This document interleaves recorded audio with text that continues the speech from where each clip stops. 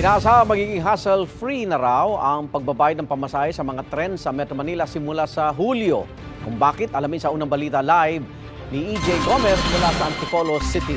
EJ!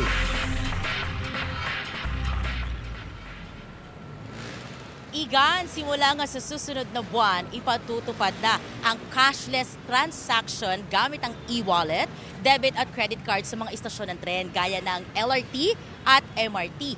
Magandang balita daw yan para sa mga kapusang nakausap natin na arawang bumabiyahe sakay ng tren.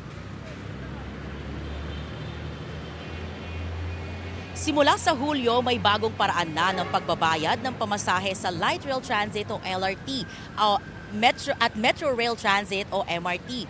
Papayagan na ng Department of Transportation ang paggamit ng mga commuter ng kanilang e-wallets, debit at credit cards. Bilang tugon yan sa direktiba ni Pangulong Bongbong Marcos na gawing mas modern at maginhawa ang public transportation.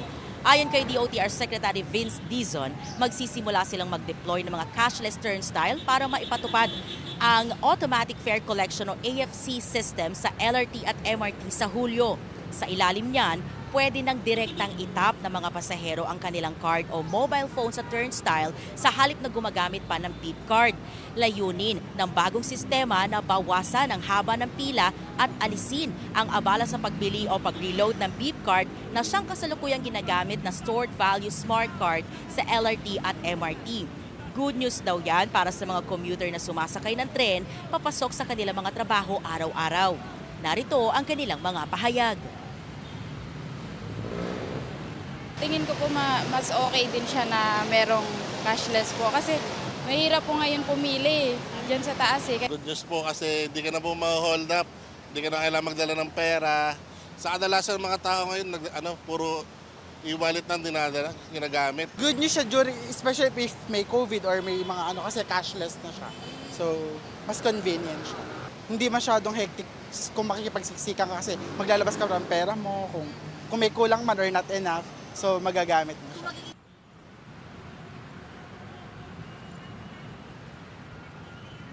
Iga, nandito tayo ngayon sa Masinag Station ng LRT dito sa Antipolo City.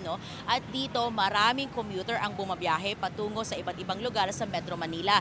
Gaya na lang ng Makati, Pasay, Quezon City at Manila. At yan, ang unang balita mula rito sa Antipolo City. EJ Gomez para sa GMA Integrated News. Igan, mauna ka sa mga balita, mag-subscribe na sa GMA Integrated News sa YouTube para sa iba't ibang ulat sa ating bansa.